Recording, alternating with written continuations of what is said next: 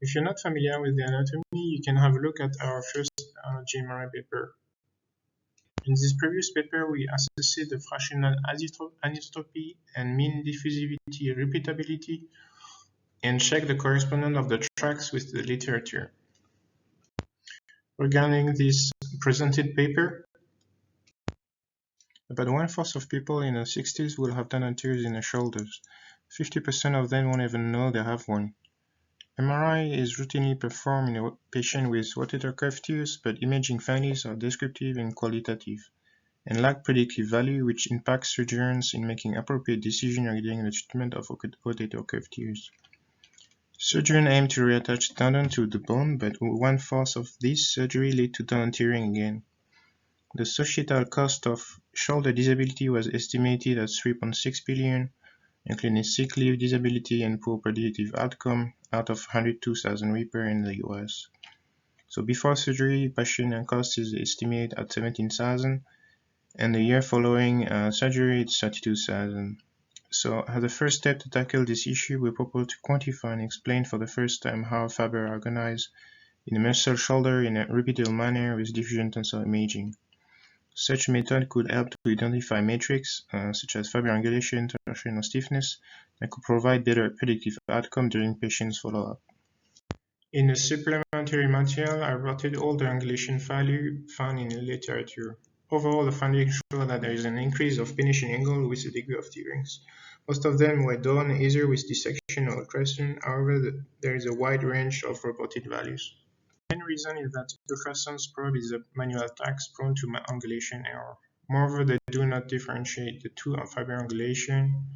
In the supraspinatus muscle, they measure the pennation angle in the transverse plane, which correspond to this angulation. While in the infraspinatus, they measure the elevation angle, which is this angulation. So it's important to understand there are two different kind of angles, and this is not differentiated in most of the previous studies.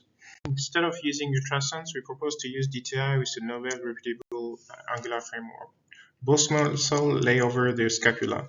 The infraspinatus is located under the scapular spine, and the supraspinatus above it. So we require the images transversally. For each image, we delineated the muscle manually and determined the anterior and posterior wall. We can then obtain a map showing how far the pixel is from the anterior wall, from 0% of the anterior wall to 100% of the posterior wall. We define a radial axis from the shortest distance between these two walls. Once we define the radial axis, we can project the main eigenvector to different planes to obtain the elevation angle, known as the helical angle, and the deviation angle, which is the pennation angle. For each percentage of depth across the muscle thickness, we can calculate the distribution of angulation of fibers. We obtain a sigmoidal fit for the elevation angle, E1A, and a concave fit or convex fit for the pennation angle, PA. The fibers are arranged in helical fashion. Figure C shows that posterior fibers have positive elevation angle, which are depicted in red or orange, while anterior fibers have negative elevation. This helical orientation is ideal for optimizing twist and compression effort. The most anterior and posterior layer exert a torque on the wall because of the oblique fiber. This was required at mid-wall. To form this box plot, we gather angulation per stack of 3 slices. We assess how the angulation changed from the inferior slice to the superior slice. For each of these box plots, we kept the fit and interquartile range. Finally, we obtained the fit according to the anatomical region. We found that the pattern was changing from the inferior to superior slice at specific location, which corresponded to the anatomical description found in the literature. From 0 to 50%, the inferior to superior lengths in black color-coded, we mainly obtain a formation of the caudal part of the infraspinatus.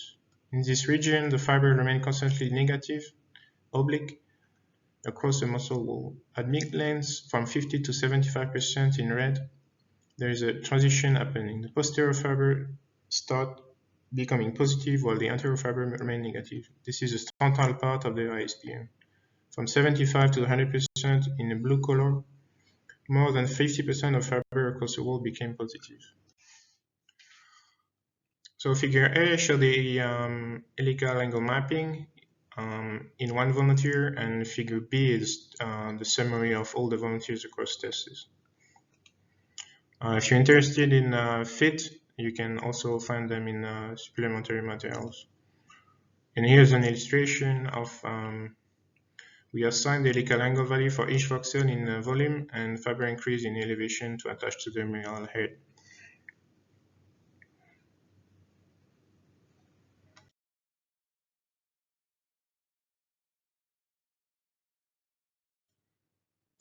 We have a variation of helical architecture in Infraspinatus across the muscle wall thickness. Structural variation also means functional variation. Each of the anatomical parts, caudal, central, and cranial, but are different in structural organization, provide a different torsional shear. So they may not play the same biomedical role. The caudal is made of mainly negative fiber angulation, no helical orientation, so they don't have any antagonist angulation, so no torsion across each anterior and posterior wall. Therefore, the caudal may act more in circumferential shortening during lateral rotation. On the other hand, to perform a transverse abduction, longitudinal shortening is required. The central and cranial part with the helical angulation and longitudinal fiber may therefore act more. It was interesting to see that fiber remodel whether volunteer had shoulder training or not. In the ring gymnastic volunteer, all the angulation metrics were higher, meaning that the sigmoidality, the range of angulation, the coverage, and higher gradients also mean that the fiber distribute more coupling given the antagonist regions. And if you think about it, abduction for full body weight lift as a ring gymnast require high longitudinal shortening.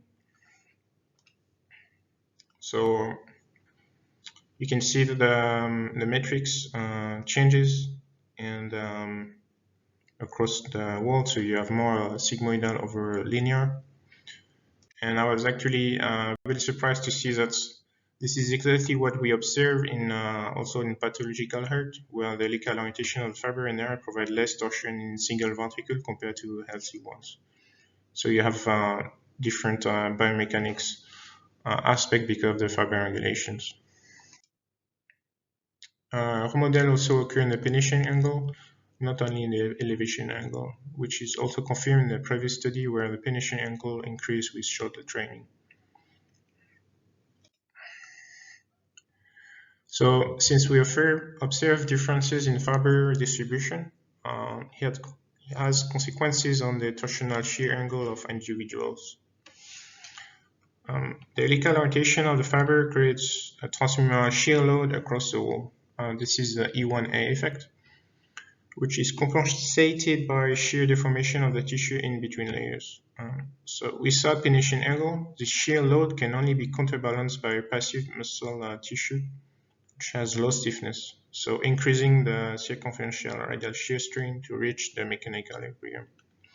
And if you have pennation angle, then the active stiffer fiber can cross over between inner and outer layer of the wall, contributing more to the transmission of the shear load and consequently reducing the shear deformation of the tissue.